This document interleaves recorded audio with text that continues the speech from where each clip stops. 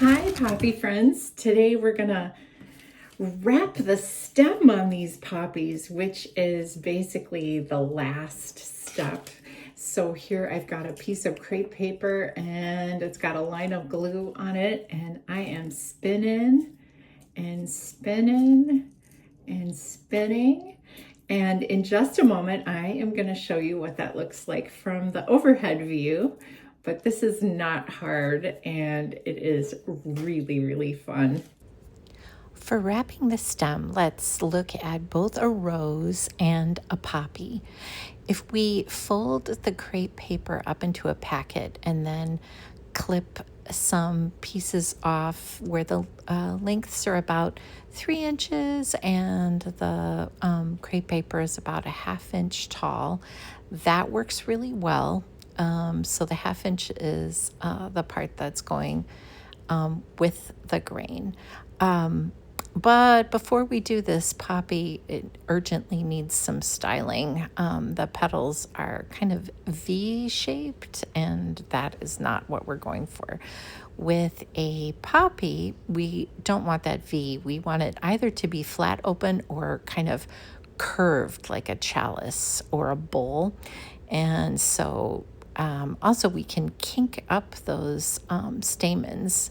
And now that we've got that styled a little bit better, I'm gonna make the lengths of the crepe paper that I wanna have for the stem wrapping.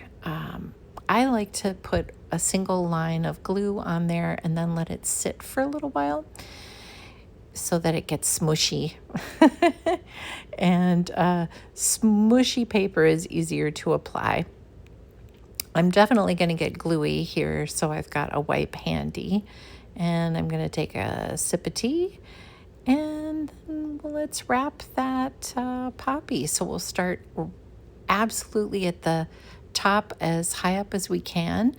And then we're going to pinch the paper to the stem, and then we'll start rotating the stem and moving our fingers along the stem downward, and that will create a very smooth stem covering.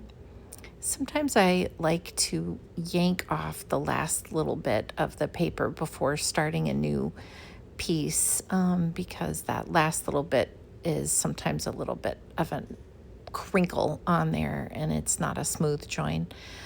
So I'm going to continue what I'm doing, and the poppy only needs a single covering of green. If you want to put that on at all, I honestly kind of like the brown, but the green looks real cute. And when you are applying the paper, you should only be spinning in one direction. So that's something where you can try and get yourself in the habit of always spinning one way. I happen to spin clockwise, but you could definitely spin counterclockwise. And so sometimes at the beginning, my paper's a little bit bumpier, and when I really gather up steam, I'm moving down the middle of the wire. Okay, with the rose, we want to put the crepe paper as close to the top of the calyx as we can, and we'll pinch it to the top, and then we'll do the same thing. We'll spin, and we will move down the wire, pressing and rotating, and our thumb is going to get gluey, and that's okay.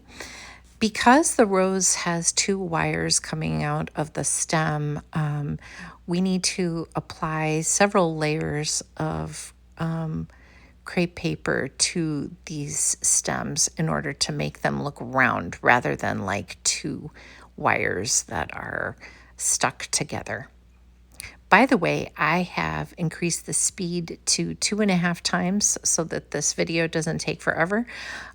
Just so you know, in real life, this process of applying the paper to the stems doesn't go quite as quickly as what you're seeing here. By the way, a lot of people use floral tape. for wrapping their stems, and that's great. Floral tape is inexpensive. It's actually made out of crepe paper, but it's crepe paper that has been waxed. And I've had trouble with it in the past. Sometimes it'll look just fine when I'm putting it on, and it's really fun to put on. And it stretches as you put it on, and it'll create a very natural looking stem. But I've had trouble with it over time. I find that it gets greasy and kind of sticky. It attracts dust, and actually it'll even come undone. So I am much more in favor of using crepe paper. Have a great day. Don't forget to like and subscribe for more Craft Along with Kate and free crepe paper flower lessons.